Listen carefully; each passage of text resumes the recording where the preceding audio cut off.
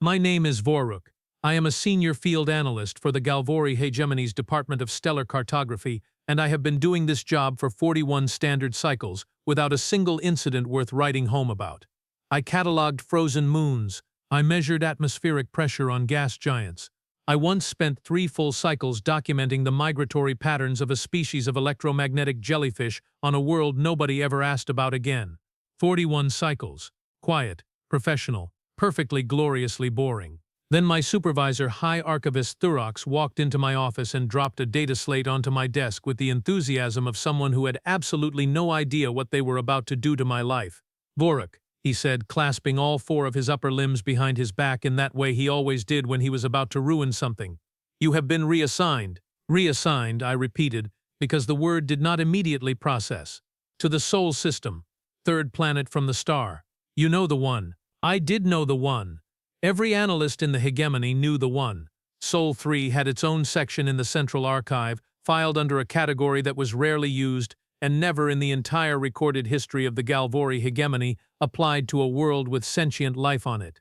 The category read, in very clean, very official font, "Biologically hostile beyond practical concern." The common translation among junior analysts was simpler. They called it a death world. "Thurox," I said carefully, "the humans live there." "Yes," he said. "The humans who, according to our own survey reports, exist on a planet with an oxygen-nitrogen atmosphere that is actively corrosive to cellular tissue above certain concentrations, on a surface that is 70% covered in liquid that will kill most known species within minutes of contact, orbiting a star that bombards the surface with ionizing radiation daily, and where the dominant fauna evolved to fight, eat, or poison one another in a continuous loop since the Mesozoic period." "Yes," he said again. He was entirely too calm about this. "And you want me to go there?" "Not to the surface," Thurox said, and had the dignity to look slightly apologetic. "To orbit. You will be part of a joint observation team. The Hegemony Council has authorized formal contact protocols." "Contact protocols," I said, "with the Deathworld species. They have faster-than-light travel now, Vorruk. They built it themselves. We did not give it to them. They sat on that planet, which by all measurable metrics should have killed them, looked up at the stars and decided to come find us." He paused. He tilted his head. "The Council feels it would be rude not to say hello." I looked at the data slate. I looked at Thurox. I looked back at the data slate. "I want a hazard bonus," I said. "You will be in orbit," he said. "I want a hazard bonus," I said again, louder this time. He gave me the hazard bonus. Let me tell you something about the Galvori Hegemony that most members of the Hegemony prefer not to say out loud. We are, as a civilization, deeply, profoundly, almost pathologically cautious. We evolved on Marveth-Prime, which is a temperate, low-gravity world with mild seasons and a biodiversity index that our own scientists describe as pleasant. Our apex predator was a 6-limbed grazing animal that has not been dangerous for approximately 2 million years. We did not develop space travel because we were running from anything. We developed it because one of our mathematicians worked out the orbital mechanics of our solar system and thought it would be interesting to verify them in person. This is relevant because it explains why, when the first Galvori survey probe reached Sol 3 approximately 800 cycles ago, the report it sent back was received at Hegemony Command with a kind of quiet collective horror that has never fully gone away. The probe's atmospheric analysis alone was enough to flag the world as an anomaly. The oxygen content was almost 21%, which is, for most Galvori biology, roughly equivalent to standing next to a slow-burning fire. The gravity was 1.1 standard, which is survivable but uncomfortable. The surface temperature fluctuated between -89 degrees Celsius and +56 degrees Celsius, depending on location and season, which meant the planet was simultaneously trying to freeze and boil things to death at the same time, just in different places. And the life that had somehow grown and multiplied and sprawled across every corner of this geological disaster of a world, was relentless. Every species was either predator, prey, or both. The oceans were filled with things that had evolved mouths specifically to be larger than whatever they were about to eat. The land was covered in forests where the trees competed for sunlight so aggressively that the ones that lost turned their bark toxic to kill the competition. And somewhere in the middle of all of this, on a continental mass in the upper hemisphere, a species of bipedal primates had decided that rather than adapting to their environment in any sensible, measured way, they would simply refuse to lose. The first report described them as anomalous megafauna with rudimentary tool use. The second report, compiled 100 cycles later, described them as a developing civilization with organized social structures, early metallurgy, and an alarming rate of voluntary conflict. The third report, another 200 cycles after that, described them as industrialized, globally networked, and in possession of nuclear technology, which they have already used on each other at least twice. That last line was underlined by the archivist who filed it. I have seen the original document. The underlining was deep. You could feel the disbelief in the pressure of the stylus. By the time I boarded the observation vessel Quelvin's Reach and settled into my analyst seat in orbit above Sol 3, the humans had stopped using nuclear weapons on each other, had established something resembling a unified planetary government, had put multiple space stations into orbit around their own world and others in their solar system, and had, in the previous 12 cycles, successfully tested a prototype faster-than-light drive that the Hegemony's own physicist reviewed 3 times before reluctantly admitting it worked. They did it with math they invented themselves, said my colleague Sketh, leaning over the console beside me and staring at the readout with the expression of someone who had bitten into something and was not sure whether it was food. Sketh was a xenobiologist. She studied living things for a living. She had studied the humans longer than any of us, and the experience had, in her own words, fundamentally unsettled my understanding of what biology is allowed to do. How is that possible? I asked. They have a very strong cultural value around the concept of solving problems, she said. Specifically, they seem to define a problem as any situation in which the universe is doing something they do not like, and they define solving it as continuing to try things until the universe stops. That is a very simplified summary. It is. The unsimplified summary took me 11 cycles to write, and the council still did not believe it. She pulled up a secondary screen. They are signaling us again. Already? They know we are here, Vorruk. They detected us 4 rotations ago. They have been broadcasting a greeting on 47 different frequencies, including 3 they appear to have calculated we would use based on mathematical first contact theory they developed independently. She sounded, despite herself, almost admiring. They are very eager. I stared at the screen. The signal was clean, clear, and structured in a way that demonstrated without any ambiguity that the people transmitting it understood exactly what they were doing. At the end of the greeting, one of them had included what appeared to be a joke. Our translation software was still working on it, but the preliminary output suggested it was something about bringing snacks. They brought snacks, I said. They brought snacks, Sketh confirmed.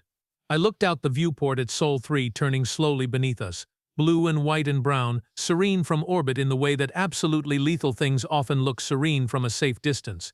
Open a channel, I said. Let's see what they want. What they wanted, it turned out, was to talk. Specifically, they wanted to talk to someone who could speak for the wider galactic community, share information about other civilizations, discuss trade routes, swap cultural data, and, as their lead diplomat phrased it in a way that I am still not entirely sure how to categorize, figure out what the ground rules are before anybody does something embarrassing.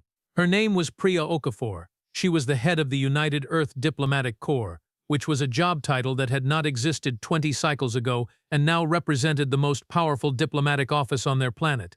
She was small by human standards, which still made her large by Galvori standards, and she spoke with the specific kind of controlled energy that I would later learn was a human trait called being professionally calm while internally a disaster, which apparently their species had elevated to an art form. Beside her stood a man named Bram Vasquez, who was introduced as her strategic affairs deputy, and who was looking at our camera feed with an expression that suggested he was doing rapid, continuous calculations about everything he was seeing.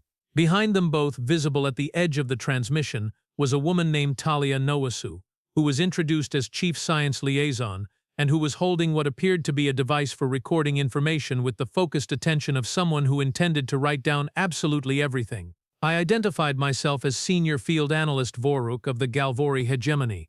Hegemony, Priya said, tasting the word. That means there are other members? 412 recognized civilizations, I said.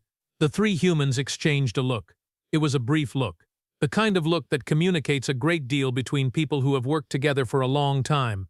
Then Priya turned back to the screen and smiled, and I will be honest, I did not fully understand human facial expressions at that point, but something about that particular smile made the back of my neck prickle. 412, she said. Okay, and how do we apply for membership?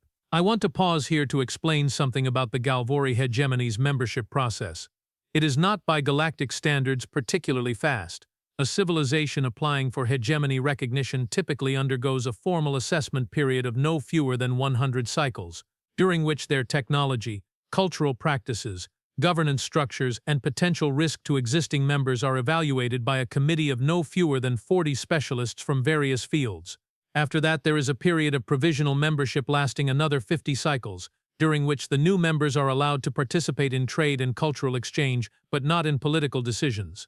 After that, assuming no significant problems have arisen, there is a formal ratification vote by the full council, which meets once every 20 cycles and requires a 90% majority. The process was designed to be thorough. It was designed to ensure that new members were ready, stable, and safe to integrate. It was not designed with the assumption that any civilization would show up at the door having already worked out the math on exactly how galactic diplomacy functioned and brought a list of questions. Priya Okafor brought a list of questions. It was 47 pages long. "We would like to begin with trade routes," she said, "because our economists have already modeled 6 potential integration frameworks, and we would like to know which one the hegemony would find least disruptive." Bram Vasquez pulled up a holographic display that showed, in considerable detail, the projected economic output of Earth's solar system for the next 200 cycles, with 3 different scenarios marked in different colors depending on the hegemony's response to contact. Talia Nosu was still writing things down. She had not stopped writing since the communication began. I looked at Sketh. Sketh looked at me. We had a brief, non-verbal conversation that lasted approximately 2 seconds and communicated. "Is this normal? I have no idea. Should we call Thorax? Probably.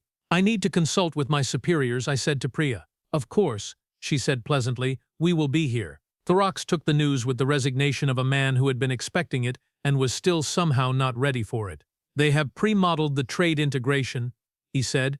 6 frameworks, I confirmed. Color-coded. He was quiet for a moment. Through the comm feed I could see his office on Galvori-Prime, the soft amber light of a civilized world's early evening filtering through his window, the tidy rows of data slates on his shelves, the photograph of his family on the desk. All of it looked very calm, very normal. "Vorruk," he said slowly. "How do they seem? As a people, in person?" I thought about this. I thought about Priya's controlled, watchful smile, about Bram's calculating eyes moving over everything in the frame, about Talia who was still writing. I thought about a species that had clawed its way to the top of a biosphere that had been actively trying to kill it for 4 billion years, built cities on every continent of a planet that flooded, froze, burned, and shook on a seasonal basis. And then turned their eyes to the stars and thought, "Yes, actually we will take some of those too." "Motivated," I said. "Very motivated." "Are they dangerous?" I said carefully, "that whether they are dangerous depends almost entirely on which side of the conversation you are on." The formal first contact meeting was scheduled for 3 rotations later and held aboard a neutral station that the hegemony hastily assembled in Sol System's outer belt, because asking the human delegation to travel to Galvori-Prime before we had completed even a preliminary assessment was considered premature, and suggesting they meet us aboard Quelvin's Reach was vetoed by our security chief Moxon, who said with great conviction that he was not ready. "Not ready for what?" I asked him. "For any of it," he said, gesturing at the viewport and the blue planet turning beyond it. "For them, you have reviewed the safety briefings." "That is why I am not ready," he said. "Vorthak, do you know what that planet's surface is covered in? Oxygen-rich atmosphere, liquid water, organic material. Microorganisms," he said. "The air is full of microorganisms. Every surface, every breath those people take, they inhale thousands of foreign organisms. They evolved immune systems that are not merely defensive, they are aggressive. Their bodies are continuously at war with the environment on a cellular level, and they do not even notice it." I looked at him. And they shook hands with each other in the first contact footage," he said. "Bare skin, ungloved. They just touched each other's extremities and called it a greeting." He shuddered, which for a Galvori involves a sort of full-body ripple through all 4 upper limbs. "I am not ready." He was ready, in the end, because it was his job, and Moxon had never in 40 years of service failed to do his job, but he wore 4 layers of environmental shielding under his formal robes and stood at the back of the room and kept his sensor array running at maximum sensitivity for the entire duration of the meeting. He was fine. The humans did not attempt to shake hands with anyone who had not indicated willingness. Priya Okafor had apparently briefed her entire team on Galvori contact protocols before arrival. which our own diplomatic staff had not quite done in reverse. We looked up your cultural database, Bram Vasquez explained, when I mentioned this, with the casual ease of someone for whom thorough preparation was simply Tuesday. It took about 3 weeks to cross-reference the relevant sections. We prioritized physical contact customs, hierarchy indicators, and common diplomatic misunderstandings. Our cultural database is not publicly accessible, I said. It is stored in the Hegemony archive under a restricted classification. Right, he said. He did not elaborate. I decided at that moment that there were some things I did not need to ask about. The formal meeting went well, which is to say it went in a direction nobody had anticipated and yet somehow produced results that everybody was happy with. Priya presented her 6 trade integration frameworks. The Hegemony's trade representative, a methodical and deeply bureaucratic Galvori named Quelvin, who had been doing interstellar trade negotiations for 60 cycles and prided himself on never being surprised by anything, was surprised by them, not because they were bad, because 3 of the 6 were, in his professional judgment, better than anything the Hegemony's own economists had produced in the last generation. They have been doing this for how long? Quelvin asked me in a side corridor during the lunch break, keeping his voice low. Planetary trade for about 300 cycles, I said. Theoretical interstellar economics for about 50. Theoretical, he said. They only got the faster-than-light drive 12 cycles ago. They were preparing in advance. He stared at me. He was a slow-moving, deliberate, meticulous Galvori, who had once spent 4 cycles drafting a single trade agreement with the Thovari Collective. He looked at me the way a man looks when the world rearranges itself around him faster than he can track it. They were preparing in advance, he repeated. For a conversation they did not know would happen for another 50 cycles, I confirmed. He was quiet for a long moment. Then he said, I am going to recommend fast-track membership. The process requires 100 cycles of preliminary assessment. Yes, he said, I know, I am going to recommend they skip it. He did recommend it. The council said no because 412 civilizations of deeply cautious bureaucrats do not skip their own procedures. But they did agree to run the assessment in parallel with provisional membership negotiations rather than sequentially, which cut the timeline down to approximately 30 cycles, and was, by hegemony standards, roughly equivalent to moving at the speed of light. What I did not know, what none of us on Quelvin's reach knew at the time, was that while we were sitting in our carefully neutral station exchanging trade frameworks and cultural databases, approximately 4 billion kilometers away in the outer system, a separate human team was already doing something else entirely. Her name was Commander Zora Pietersen. She was not a diplomat. She was not an economist. She was the head of the Terran Exploration Initiative's Deep Survey Division, and she and her crew of 18 were sitting aboard a vessel called the Korvath-5, which was named after its lead engineer, Lena Korvath, who had designed its hull specifically for what Zora described, in the mission brief, as environments that should probably kill us. I found out about this when Talia Nuosu, who was still writing everything down, mentioned it in passing during a science exchange session. Oh, you know about Zora's mission, she said, looking up from her notes with the mild interest of someone discussing the weather. I do not, I said. Right. Yes. She launched before the first contact announcement went public. She is on her way to Kelvar 9. I knew Kelvar 9. Every cartographer in the Hegemony knew Kelvar 9. It was a planet in the Kelvar system approximately 40 light-years from Sol, and it appeared in our catalog under 2 classifications simultaneously, which had never happened before and which our archivists had flagged as an administrative anomaly for 60 cycles without resolving it. The 2 classifications were potential resource site of significant value and biologically hostile beyond practical concern. It was, in other words, a death world, a second death world, one that the Hegemony had surveyed, catalogued, and then quietly agreed to never visit again because the survey team that went there lost 2 members and came back with a report that spent 40 pages describing the ways in which the planet was trying to kill things and ran out of space before it could finish the list. She is going to Kelvar 9, I said, and I heard my own voice do something that I later identified as the specific vocal flatness that occurs when your brain receives information that it genuinely cannot process. Yes, Talia said. The initial survey data suggested there were mineral deposits that Earth's manufacturing sector would find very useful. Zora's team is going to assess site viability for a potential colony. A colony, I said, on Kelvar 9. Well, a mining colony initially, Talia said. Maybe residential later depending on how the initial assessment goes. She smiled at me. It was a pleasant smile, A completely normal, pleasant smile on the face of a person who had just said something that should not have been possible to say with a straight face. Are you familiar with it, Kelvar 9? I was very familiar with it. I was familiar with the survey team's report. I was familiar with the atmospheric composition, nitrogen-heavy, with trace amounts of compounds that were toxic to most known biology at sea level. I was familiar with the fauna, which included 6 separate species that our xenobiologists had classified as apex predators, despite the fact that they all occupied the same biome, which implied they were all competing with each other, which implied that the local ecology was not so much a food chain as a food riot. I was familiar with the tectonic activity, which was severe. I was familiar with the electromagnetic storms, which were frequent. I was familiar with the fact that the original survey team had gone in with full hazard gear, state-of-the-art equipment, and 20 years of combined field experience, and had still come back missing 2 people. Zora Pietersen was going there to decide if it was a good place to build houses. Yes, I said to Talia, very carefully, I am familiar with Kelvar 9. Great, she said, and wrote something down. If you have survey data we do not have, that would be very helpful to share. Zora appreciates having as much information as possible before she goes in. She said this in the tone of a person asking for a second opinion before making a grocery list. I sat there for a moment, in the clean, temperature-controlled air of the neutral station, looking at this small human woman with her notepad and her neat rows of recorded information, and I experienced what I can only describe as a foundational shift in my understanding of what the word possible meant. I shared the survey data, all of it, 40 pages of terrible news about a world that had eaten 2 of our best field researchers and asked for seconds.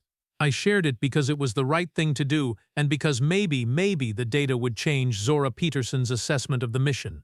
Talia Noosu read the summary I provided.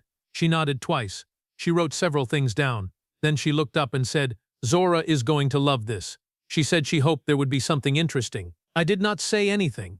There are moments when there is genuinely nothing to say, and a Galvori who has been doing this job for 41 cycles learns to recognize them. The observation vessel Marveth-Prime reached the Kelvar system 14 cycles after first contact. We tracked its approach through a long-range relay because Sketh, the xenobiologist, had developed what she described professionally as an academic interest in human approach strategies and what I privately described as an inability to stop watching. The ship was smaller than any hegemony survey vessel that had ever gone into a hostile class system. It had a crew of 18. It was moving faster than it should have been, given the gravitational anomalies in the Kelvar approach corridor, which our own navigators had spent 3 separate expeditions learning to avoid. They are not avoiding the anomalies, said our navigation officer Dravex, watching the telemetry with the focused attention of someone reviewing an accident that had not happened yet. They are compensating for them in real time, said Sketh. Nobody compensates for Kelvar approach anomalies in real time, Dravex said. The calculation load is enormous. You need at least 4 dedicated navigation systems running simultaneously. They have 7, Sketh said.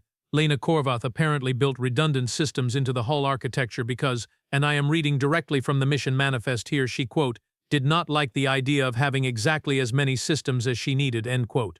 Dravex stared at her. She built extra systems because she did not like having exactly enough. The manifest notes that she described this as, quote, asking for trouble, end quote. Having exactly enough systems is asking for trouble. That appears to be her position, yes. Dravex turned back to the console. He watched the Marveth-Prime thread the Kelvar approach corridor like a needle going through cloth, smooth and unhurried. Its compensatory burns small and precisely timed and deeply irritating to anyone who had spent significant portions of their career learning that this could not be done. I want to meet the engineer, he said quietly. Get in line, said Sketh. The Marveth-Prime entered Kelvar 9's orbit at 0600 hours ship time. Commander Zora Pietersen's first recorded transmission from the system was brief. It was received by the long-range relay, logged automatically, and flagged for my review because I had set up an alert for any communication from the mission. The transmission said, orbital insertion complete. Planet looks aggressive. We like it. Beginning surface survey in 12 hours. Pietersen out. Planet looks aggressive. We like it. I sat with that sentence for a long time. I thought about Sol 3, turning in its orbit 40 light-years away.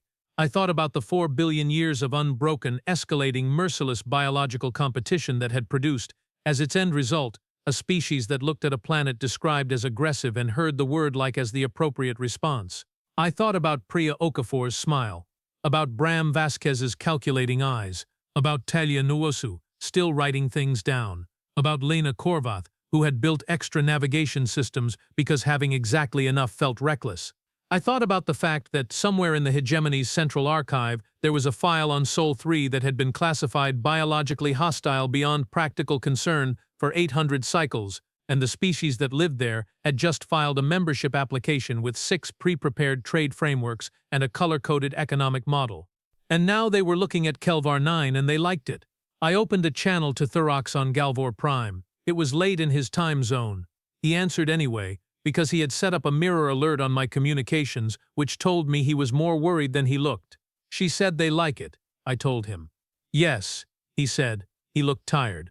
I read the relay. The rocks, I said. What exactly did the council think was going to happen when they authorized contact? He was quiet for a moment.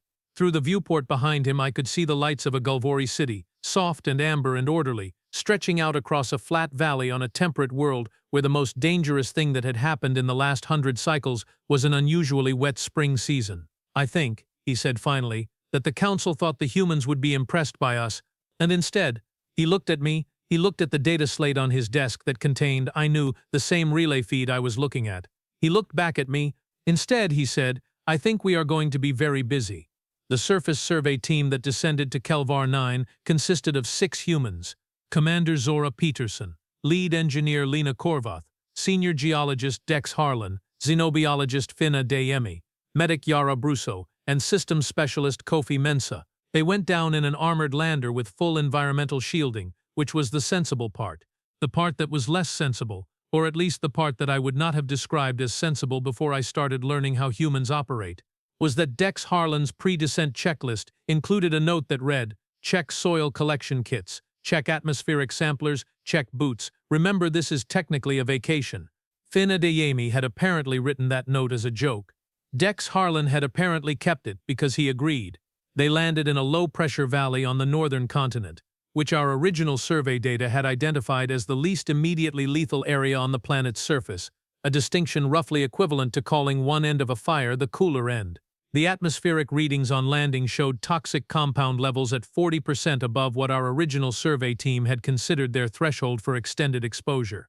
Zora Pietersen looked at the readings, adjusted the environmental suit seals, and told her team they had 12 hours before they needed to be back on the lander. I watched the helmet cam feeds through the relay. They had sent them on an open frequency, which I chose to interpret as confidence rather than carelessness, though with these particular humans I was no longer fully certain there was a difference. Kelvar 9's northern continent looked, through the helmet cams, like something that had decided to be hostile and had committed to it completely. The sky was a dark, bruised yellow. The ground was covered in a low, dense growth that moved in ways that did not entirely match the wind direction, which Finn noted with the enthusiasm of someone taking the world's most stressful nature walk. In the middle distance, something that was not a mountain but had a mountain's general attitude about being in the way dominated the horizon. Beautiful, said Dex, staring at it. It is trying to poison us, said Yara, monitoring the atmospheric sensors. Yes, said Dex, but look at it. Kofi Mensah said nothing. He was already 3 steps ahead of the group, running a ground-penetrating scan of the valley floor with an expression of focused interest that I was beginning to recognize as a human scientist who had found exactly what they were looking for. Mineral concentration is off the charts, he said. This is conservatively 50 times the deposit density we estimated from orbital surveys. Of course it is, Lena said, and I could not tell from the audio whether she meant it sarcastically or genuinely, which was a problem I was encountering with increasing frequency when observing humans in their natural professional context. Zora Pietersen stood at the edge of the valley and looked out across a landscape that had, by all objective measurements, no business being anybody's idea of a good place to spend time, let alone build a colony. She stood there for a long moment. The yellow sky pressed down. The ground moved in ways that were not caused by the wind. Something large and fast passed through the vegetation cover approximately 200 meters to the east and did not show itself, which Finn noted and logged with what I can only describe as professional delight. Zora, said Lena from behind her, I am already designing the foundation stabilizers. Zora did not turn around. Good, she said. I will need to account for the tectonic activity, I assumed, and the atmospheric scrubbers for the habitation modules will need to be larger than standard. Order what you need. And the perimeter fence, Finn added helpfully from somewhere to the left, should probably account for the thing that just walked through Sector E7, because that was a very large track pattern, and I would like to study it from inside a fence. Add it to the list, Zora said. She turned around. She looked at her team, she looked at the data readouts on her wrist display. She looked up briefly at the yellow sky, which was beginning to do something electromagnetic in the upper atmosphere that our sensors were reading as a precursor to one of Kelvar 9's famous ionizing storms. All right, she said. Let's start building. Back on the neutral station, Sketh came to find me in my office at approximately the second hour of the station's rest cycle. I was not resting. I was reviewing the survey footage for the fourth time, which was not, in retrospect, a productive use of my time, but felt necessary in the way that watching something you cannot entirely believe feels necessary. Vorruk, she said, I have something to show you. She pulled up a secondary analysis on the console beside mine. It showed a long-range scan of the Kelvar system, with the Marveth-Prime in orbit and the surface team's lander pinpointed on the northern continent. Overlaid on the scan were two datasets. One was the Hegemony's original survey data, the risk assessment that had resulted in Kelvar 9's double classification. The other was the Terran Exploration Initiative's own pre-mission assessment, which Talia Noosu had quietly shared with Sketh that afternoon as part of the ongoing science exchange. Look at this, Sketh said, highlighting a section of the comparison. I looked for a long time. The Hegemony's assessment had catalogued the risks on Kelvar 9 in detail, categorized them by severity, and concluded that the planet was unsuitable for colonization by any known civilization. It had recommended permanent hazard classification and no further expeditions. The Terran assessment had catalogued the same risks, in equal detail, with comparable accuracy. And then, after the section on atmospheric toxicity, electromagnetic storm frequency, tectonic instability, predatory fauna density, and water supply challenges, it had added a section the Hegemony's assessment did not have. The section was titled Mitigation Strategies. It was 47 pages long. I stared at those 47 pages. I thought about a species that had been born on a planet that was trying to kill them and had spent 4 billion years getting better at surviving it. I thought about how that might, over time, produce a particular kind of thinking, the kind that does not look at a problem and see a reason to stop, the kind that looks at a problem and immediately, instinctively, automatically starts looking for the solution, the kind that looks at a Deathworld and sees a project. They catalogued every single risk, I said slowly. Yes, said Sketh, and then they wrote solutions for all of them. Every single one. Some of the solutions are incomplete, some are theoretical, but they have a working hypothesis for each threat. She paused. Vorruk, their xenobiologist down there, Finn Adeyemi. He has already submitted a preliminary behavioral model for the large fauna in Sector E7 based on 43 minutes of sensor data. He thinks they can be managed. Managed, I said. Deterred from the settlement perimeter. Potentially habituated to human presence over time. He included 3 separate comparison models from Earth fauna management as supporting evidence. She looked at me. Her expression was the one I had come to associate with Sketh encountering information that she needed to process before she could react to properly. He included comparison models from their own Deathworld as evidence that this approach can work. I sat back in my chair. Through the viewport, the stars were steady and cold and very, very far away from Kelvar 9's bruised yellow sky. Sketh, I said, how many other worlds in the Hegemony archive are classified as Deathworlds? She was quiet for a moment. 43, she said, not counting Sol 3, and the humans have been a spacefaring civilization for how long? 12 cycles, 12 cycles, I repeated. They have had faster-than-light travel for 12 cycles, and they have already identified at least one Deathworld in the catalog and sent a team to assess it for colonization. Yes, I looked at the viewport. I looked at Sketh. I looked back at the viewport. What are the other 42? I asked. She pulled up the list. We both looked at it. And then, in the quiet of the observation vessel Quelvin's Reach, orbiting above a blue planet that should not have produced what it had produced, I heard something I had not heard from Sketh in 41 cycles of working together. She laughed. Not the polite, measured sound that Galvori produce in social situations. Not the professional acknowledgement of something mildly amusing. She laughed, the full, helpless, slightly panicked laugh of someone who has just understood something that is equal parts magnificent and terrifying, and she pointed at the list, and she said, Vorruk, they are going to want all of them. I looked at the list. I looked at 43 Deathworlds, spread across the catalog like a map of places the universe had decided to make unlivable. I thought about Zora Pietersen standing on Kelvar 9's surface, under a poisonous yellow sky, telling Lena to start designing the foundations. I thought, she is right. I opened a channel to Thurox. I need to update my assessment, I said, when he answered. Of what? Of everything, I said. I think we severely underestimated what first contact with Earth was going to mean. He looked at me. He looked tired again.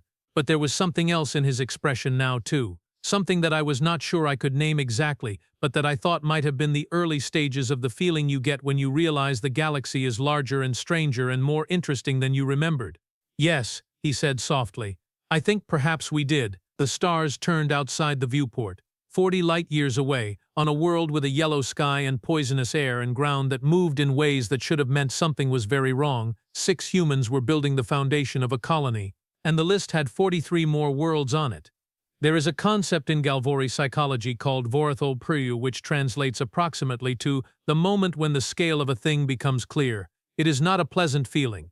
It is the specific sensation of standing in front of something and realizing, with a kind of full-body understanding that bypasses rational thought entirely, that you had been looking at a much smaller version of it in your head this whole time. I had Vorthal twice in my 41-cycle career before I was assigned to Sol System. Once when I first calculated the actual size of the Hegemony's archive as a physical data structure rather than an abstract number. Once when I stood at the edge of a survey site on a gas-giant moon and understood, in my body rather than just my mind, how much empty space there was between stars. The third time was when Skaith pointed at that list of 43 Deathworlds and said they were going to want all of them. I did not sleep well for the next several rotations. Not because I was afraid exactly. It was something more complicated than fear. It was the feeling of watching the future reorganize itself into a shape you had not anticipated, and knowing with complete certainty that the reorganization was already underway and had been since before you arrived. Thurox, when I told him this, said Vorthak, you are overthinking it. With respect, I said, I do not think I am thinking about it hard enough. He gave me a look. Then he told me the council had voted to accelerate the provisional membership review to 25 cycles. Then he told me to get some rest. I did not get some rest. I went back to my console and pulled up everything the Hegemony had on the 43 Deathworlds, which turned out to be considerably less than I wanted it to be because most of them had been surveyed once, classified hostile, and then politely forgotten in the way that the Galvori Hegemony tends to politely forget things that make it uncomfortable. The humans, I was beginning to understand, did not politely forget things. On the 14th day of the Korvath 5 surface operations on Kelvar 9, Finn Adeyemi sent a message directly to Sketh through the Science Exchange channel. It was flagged as low priority, filed under preliminary xenobiology notes, and was attached to a data package that, when Sketh opened it, turned out to contain 112 pages of behavioral analysis on 3 separate Kelvar 9 fauna species, a proposed interaction framework for coexistence with the large animal from Sector E7, which Finn had named a Gruvak, after the sound it apparently made when it noticed the team's ground sensors, and a personal note at the end that said, "This planet is extraordinary. I have never been happier in my professional life. Please tell me everything you know about Kelvar biology. I think we have only seen about 6% of what is here." Skaith read this message. She read it twice. Then she came to find me with the expression she reserved for things that required immediate processing with another person present. "He wants to know about the biology," she said. "He is a xenobiologist on an alien world," I said. "That seems reasonable." "Vorruk. He has been there for 14 days. He has produced 112 pages of behavioral analysis. Our team spent 40 days on Kelvar 9 during the original survey and produced 63 pages total, and 30 of those pages were dedicated to the exit strategy." She looked at the message on her data slate. "He is happy." He used the word happy. "He is happy on Kelvar 9. I thought about this. I thought about it quite hard. "Share everything we have," I said. "All of it, and ask him what he means by a Gruvak." "I already asked," she said. He sent a 17-second audio clip. She played it. The sound that came out of the speaker was large and resonant, and deeply, deeply unimpressed with the concept of personal boundaries. It echoed off the console walls and seemed to linger in the air even after it stopped, the way very loud things do when they want you to know they meant it. "He named it that," I said. "He named it that," Sketh confirmed. "Because it makes that sound." "Yes, and he considers it manageable. He considers it, and I am reading his exact words here, quote, cautiously approachable under controlled conditions with the right habituating protocol, end quote.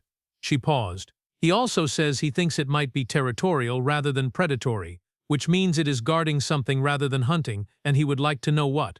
He wants to go find out what the Gruvak is guarding, I said. He wants to go find out what the Gruvak is guarding, she said. We sat with that for a moment. Outside the viewport, Sol 3 turned in its orbit, blue and white and completely outrageously irrelevant to the conversation.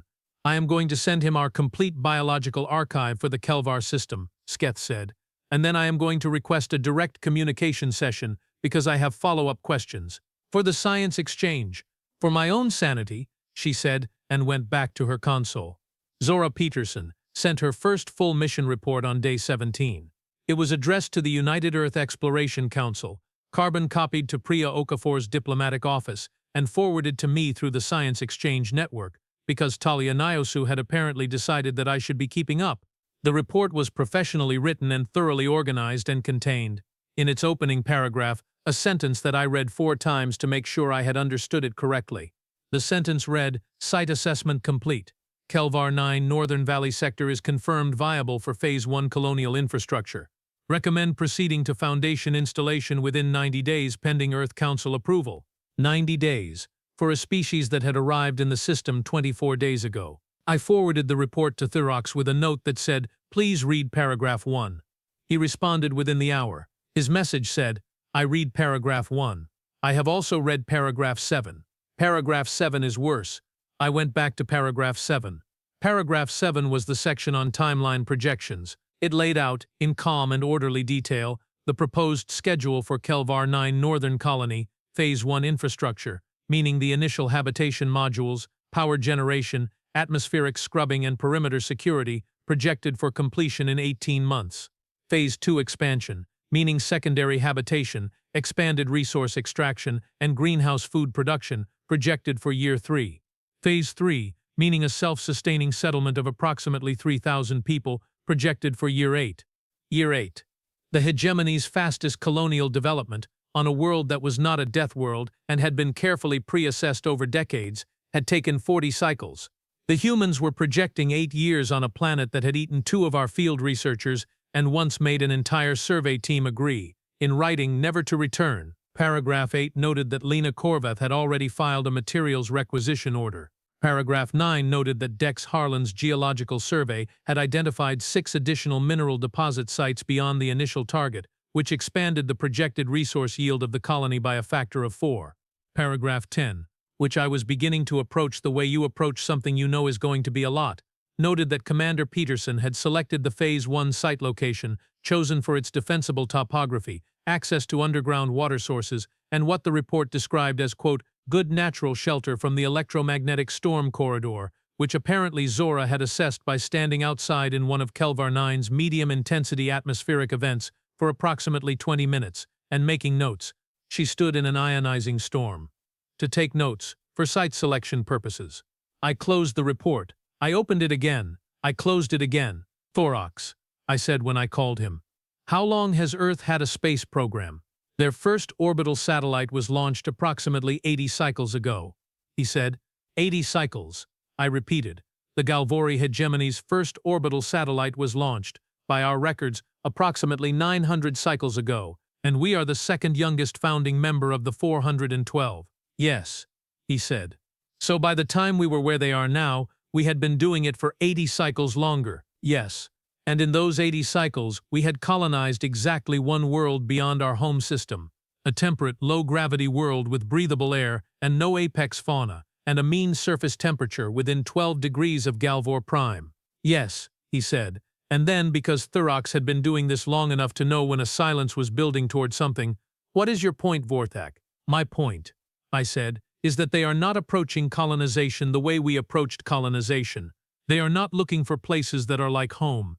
They are not looking for easy. They are not looking for safe. I paused.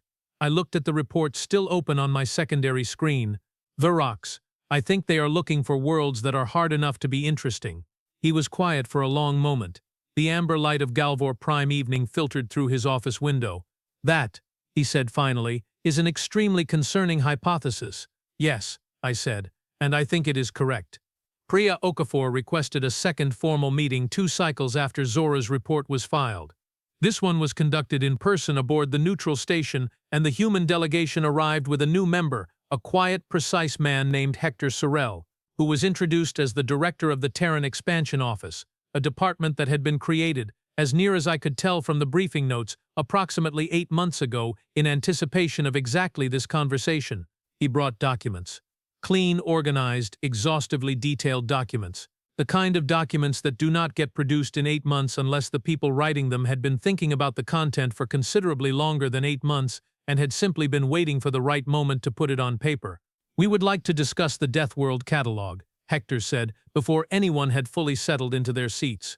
Quelvin, our trade representative, who was still present because the provisional membership negotiations were ongoing and because he found the humans professionally fascinating in the way that a person finds fascinating the thing that is fundamentally reorganizing everything they thought they knew about their field, made a sound that was not quite a word.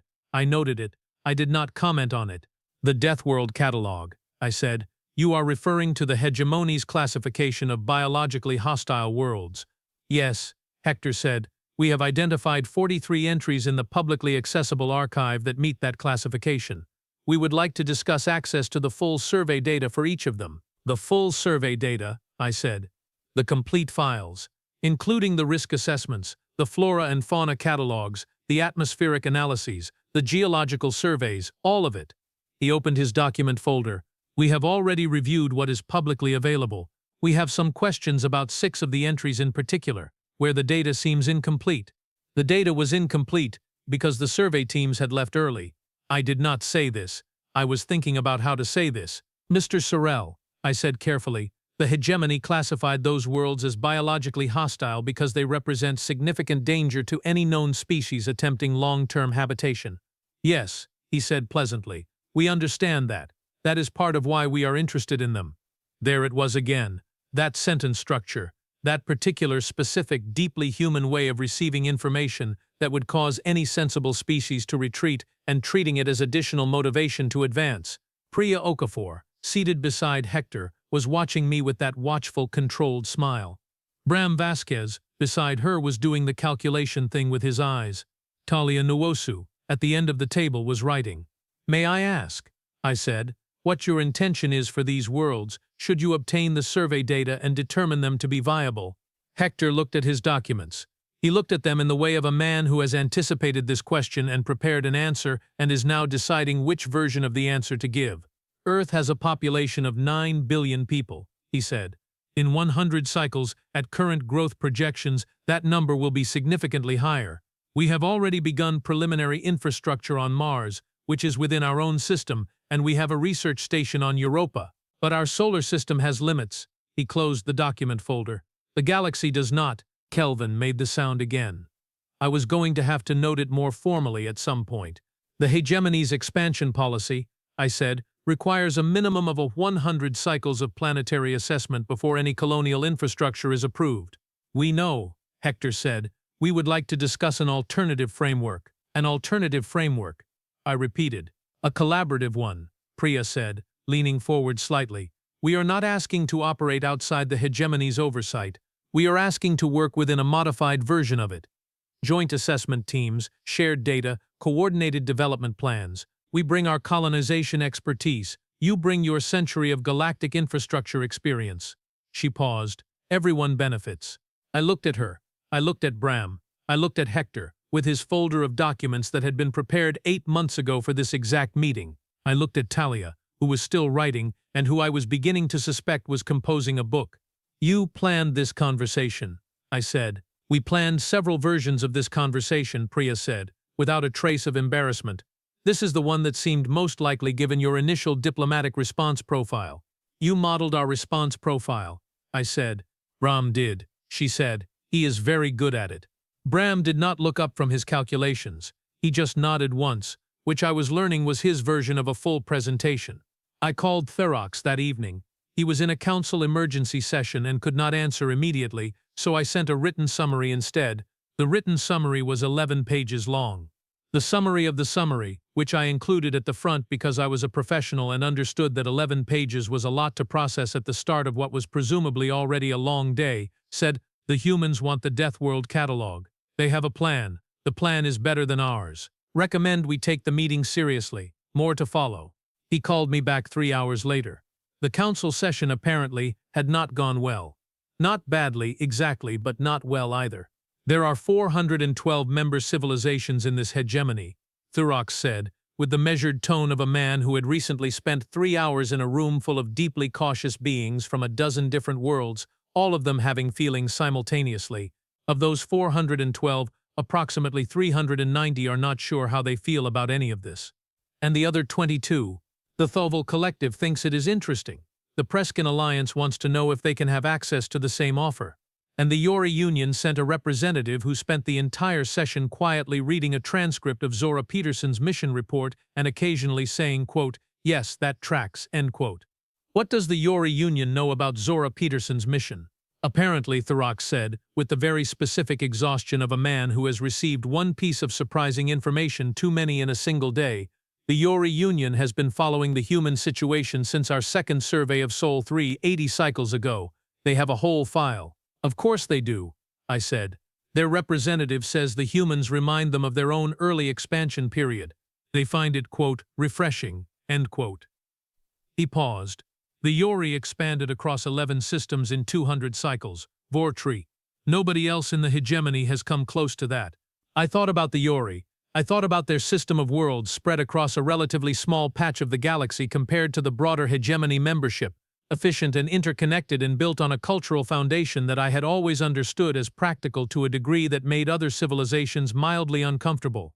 The Yori believed, as a foundational principle, that if something existed in the universe, it existed to be used, and that the only relevant question was how to use it well.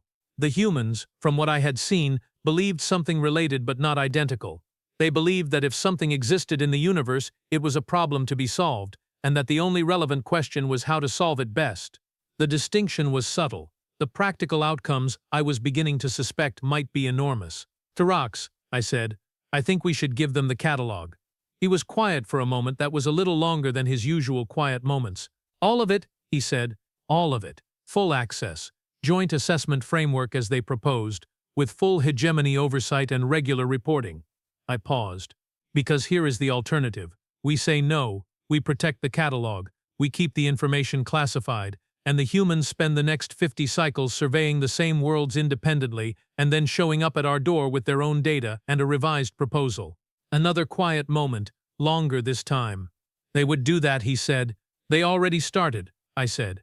Sketh traced 3 separate Terran survey missions that were launched before first contact was even announced. They were already looking. "Vorruk, they did not need us to open the catalog. They were building their own." He made a sound that was not quite a word. I was collecting those sounds from senior hegemony officials lately. I should have been writing them down. Talia Nawasu would have written them down. "I will put it to the council," he said. The council vote took 9 cycles, which was, I was told by a veteran archivist who had worked in the council building for most of her career, roughly equivalent to the hegemony moving at a full sprint. The result was 304 in favor, 67 against, and 41 abstentions. The 41 abstentions were, in the archivist's assessment, civilizations that were not opposed but were waiting to see what happened before they committed to an opinion, which is a deeply Galvori response to uncertainty and one that I found deeply relatable. The 67 against were, without exception, civilizations whose home worlds were located within 3 to 5 transit jumps of one or more entries on the Deathworld catalog, and who had spent centuries carefully not thinking about those entries. I understood their position.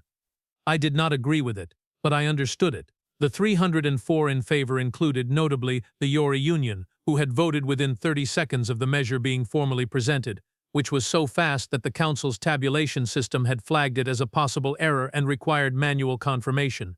The joint assessment framework was approved. The catalog was to be shared with Earth's Expansion Office under a collaborative data-sharing agreement, with the stipulation that any colonial development on a classified world required joint approval from both Earth's Council and a Hegemony Oversight Committee. Hector Sorel, when I told him, did not look surprised. He looked like a man who had modeled this outcome as his most likely scenario and was now checking it off a list. "Which world first?" I asked him. We already have a team on Kelvar 9, he said. That one is underway. Which world second? I said. He pulled out his document folder. He did not open it. He just held it and looked at me with the measured calm of a man whose next sentence was going to significantly affect my quality of life. Marveth-Prime, he said. I closed my eyes. Let me tell you about Marveth-Prime. It is the third entry in the Deathworld catalog, filed under the Marveth system, approximately 90 light-years from Sol. It was discovered 240 cycles ago by a Thavari survey ship that went in, spent 11 days in orbit, declined to land, and filed a report that was 6 pages long. 6 pages. After 11 days. The survey team's lead officer, a Thavari named Zelek, who had been doing deep space survey work for 30 cycles and was not easily rattled, had written the following in the report's conclusion: Marveth-Prime is not a world that invites visitation. We have documented what we could from orbit, and recommend it be left to its own considerable devices. The phrase considerable devices was, in our archive, linked to a data appendix that included thermal imaging showing surface temperatures that varied by over 200 degrees Celsius between the day side and night side, tidal forces from Marveth-Prime's 2 large moons that caused regular geological activity on a scale that made Kelvar 9's tectonic instability look like a mild inconvenience, a magnetosphere that was erratic, which in survey notation means actively dangerous, and an atmosphere that contained a genuinely impressive quantity of sulfur compounds. Marveth-Prime, I said, when I had finished composing myself. You want to go to Marveth-Prime? The resource density is exceptional, Hector said. Our preliminary projections show mineral yields that would support Earth's manufacturing output for approximately 300 cycles. The surface temperature swings by 200 degrees, I said, in a single rotation. Lena Korvath is already designing the thermal management system for the habitation modules, he said. Of course she is, I said. She says it is an interesting engineering problem. She says everything is an interesting engineering problem. She is usually right, he said. I sat back in my chair. I looked at Hector Sorel, director of the Terran Expansion Office, with his document folder and his calm voice and his pre-prepared answers. And I thought about what it meant that his civilization had produced a specific office for the specific purpose of expanding onto worlds that no other civilization had touched, and had done so within living memory of their first faster-than-light flight. Mr. Sorel, I said, I want to ask you something, and I want an honest answer. Of course, he said. When you look at the catalog, when you look at those 43 worlds, what do you feel?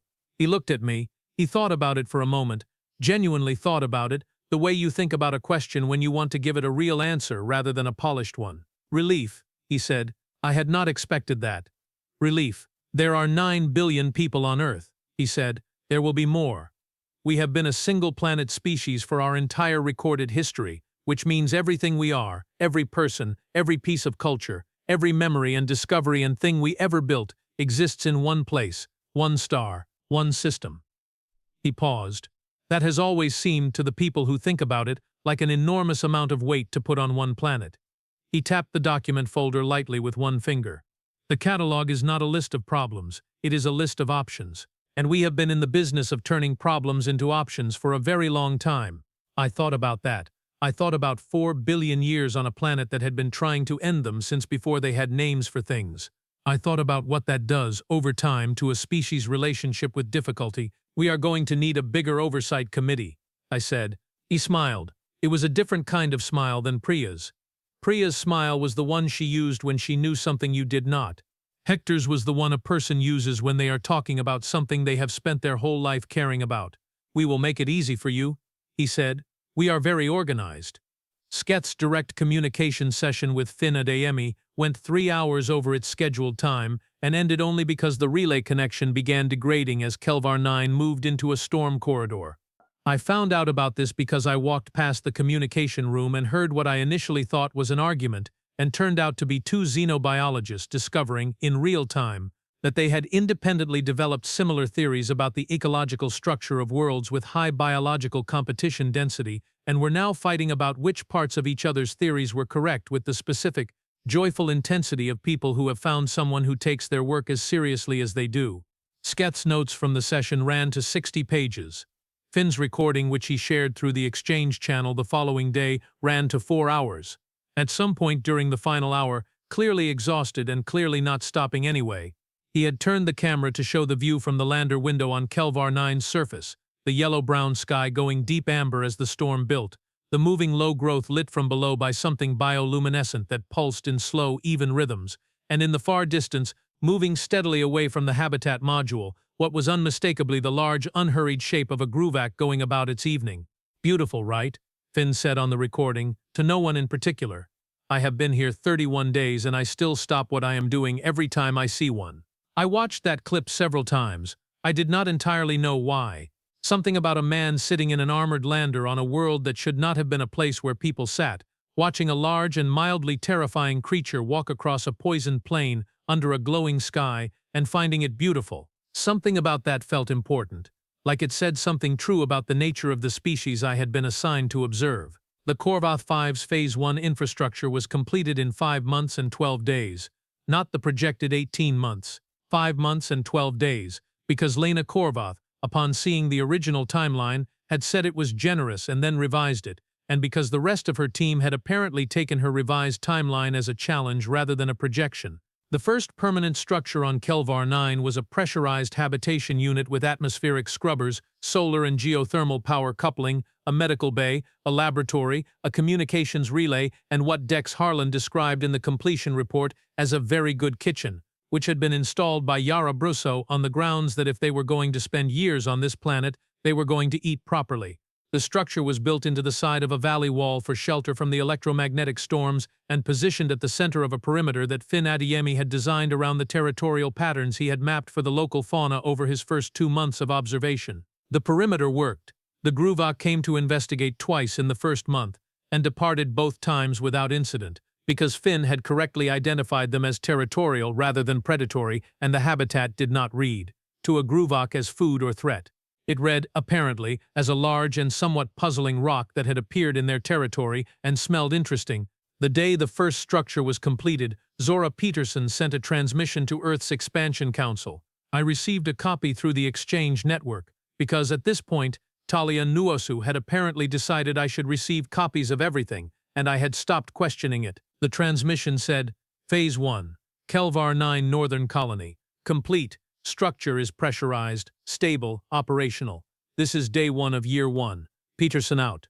I read it twice. Then I forwarded it to Thurox and to Sketh and to Quelvin, who by this point had adopted a standing policy of reading every human transmission he received 3 times before he allowed himself to react, on the grounds that his first reaction was always wrong in a direction that he found professionally embarrassing. Then I pulled up the Deathworld catalog, all 43 entries. I looked at them in their clean, organized rows, each one a world that the hegemony had surveyed and classified and quietly agreed was not the kind of place anyone should go. Each one a world that had a story like Kelvar 9's, a story of surveys and risk assessments and conclusions that added up to leave it alone. I thought about Zora, standing under Kelvar 9's yellow sky telling Lena to start building. I thought about Finn and the Gruvak. I thought about Lena, who found exactly enough systems to be asking for trouble. I thought about Hector Sorel and his document folder and the word relief.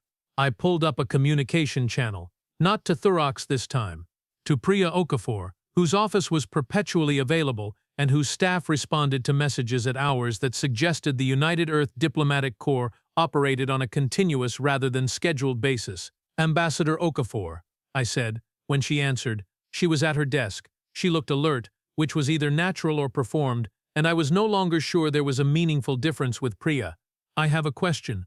Ask it, she said. The 43 worlds on the catalog, I said. Is there any particular order in which your expansion office intends to approach them? Any priority system? She looked at me. A brief pause. The kind that happens when someone is deciding whether to give the long answer or the short one. We prioritized by resource yield and by proximity to existing routes, she said. But the secondary criterion was something Hector came up with.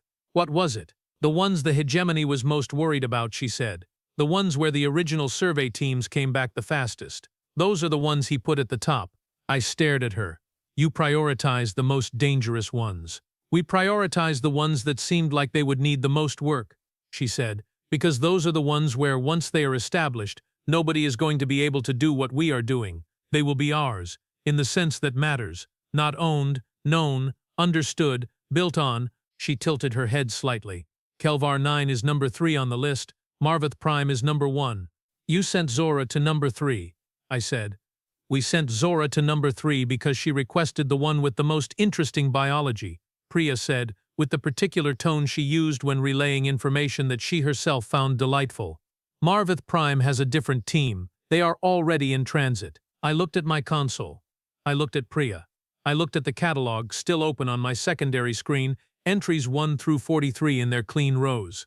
Entry number 1 was Marveth-Prime, with Zelek's 6-page report and the words considerable devices and the notation that no further expeditions had been attempted. Who did you send to Marveth-Prime? I asked. A woman named Sable Drifton, Priya said. She is our best deep hazard engineer. She designed the atmospheric systems for the first Mars colony and spent 2 years on Io doing geothermal research. She paused. She requested this specific assignment, she said, and I am quoting from her application letter, that she had been waiting for a world like Marveth-Prime since she was 11 years old and read about the sulfur geysers on Io in a book. She had been waiting for it since she was 11. Since childhood, since before faster-than-light travel existed, she had grown up on a planet that was already, by galactic standards, something that should not have been survivable, and she had read about sulfur geysers at 11 years old and thought, I want more of that. Priya, I said, and I realized with some surprise that I had used her first name without deciding to. Does your species ever look at something and think, that is too much, I will leave it alone? She smiled. Not the watchful, controlled smile this time. A real one. Sometimes, she said, but we are very bad at identifying what too much means, and honestly most of us stop trying. Sable Drifton's team reached Marveth-Prime 48 cycles after Zora's team landed on Kelvar 9. I tracked their approach on the long-range relay with Sketh beside me and Dravex leaning in from the navigation console behind us, because by this point, the entire observation crew of Kelvarn's Reach had developed what I could only describe as a collective, involuntary interest in watching what the humans did next. Marveth-Prime from orbit looked like a bruise. The thermal imaging showed the wild swing between dayside and nightside temperatures as a gradient that went from orange to deep blue across the planet's face, with the Terminator Zone, the strip of permanent twilight between them, showing as a narrow band of relatively stable yellow. The electromagnetic readings from the magnetosphere were, as the original survey had noted, erratic. The tidal deformation from the 2 moons was visible in the surface geology from orbit, great ridged formations where the crust had been repeatedly pushed and folded by forces that did not care about stability. She is going in on the Terminator, Dravex said, watching the Drifton team's entry vector. She is using the thermal gradient as a braking element. That is not a standard approach, I said. No, he said, it is better. Sable Drifton's lander touched down on the Terminator Zone of Marveth-Prime in a location that the original survey had never set foot on because the original survey had remained in orbit, and the Terminator Zone had not been identified, in 6 pages of report notes, as the area of most stable surface conditions. She had figured that out herself, from orbital data, before landing. Her first transmission from the surface was sent 1 hour after touchdown. It said, surface stable, thermal differential manageable. The geysers are better in person. We are beginning site assessment. Drifton out. The geysers are better in person. I sat back in my chair. Sketh was smiling, which for a Galvori xenobiologist at the end of a very long shift, still watching data feeds from an alien survey, is not nothing. Dravex had gone back to his console but had pulled the Marveth-Prime telemetry up on his secondary screen and was tracking it with the absorbed attention of someone who had decided, somewhere along the way, that this was the most interesting thing happening in the galaxy. I pulled up the catalog again. 43 worlds. Number 1 had a team on the ground. Number 3 had a completed Phase 1 structure. Number 2 was Veskar Null, a tidally locked ocean world with surface pressures that made most submarine craft non-viable, and a bioluminescent ecosystem that the Hegemony survey team had photographed from a shielded depth probe and then retreated from, with the photos and a strong recommendation against further investigation. I was going to have to make a note about Veskar Null. I was going to have to find out if the humans had a team that worked underwater. Of course they had a team that worked underwater. They had an ocean. They had had an ocean their entire existence. Their ocean was full of things that had been trying to eat them since before they had bones. They had been going down into it voluntarily for as long as they had been going up into the sky. I made the note. I sent it to Hector Sorel's office. I flagged it as a query rather than a recommendation, because I had enough professional dignity remaining to not simply ask directly, and because a part of me, a small and increasingly exhausted part, wanted to keep at least one answer unknown for a little while longer. His office responded in 2 hours. The message said, "Yes, we have an ocean team. They are interested in Veskar Null. They have been since the original Hegemony survey photographs were published in our public data exchange. Do you have the complete depth probe readings?" I did have the complete depth probe readings. I sent them. The reply came back in 40 minutes and said, simply, "Fantastic. Thank you." Orthax called me on the evening of the day I received that message. He called not in the urgent way he had been calling lately, with the tired eyes and the amber-lit office and the weight of council sessions behind him, but in the way he used to call when we were both younger and this job was still entirely straightforward, and the most surprising thing in the galaxy was an electromagnetic jellyfish that nobody would ever ask about again. He called to talk. Just to talk. Which was something we had not done in a while, because there had been too much to report, and too much to process, and too many things happening too fast to leave room for the kind of conversation that does not accomplish anything except the specific comfort of talking to someone who has been watching the same thing you have been watching. "Do you remember," he said, "when I told you the council thought the humans would be impressed by us?" "Yes," I said. "Do you think they are?" I thought about this. I thought about it honestly and carefully.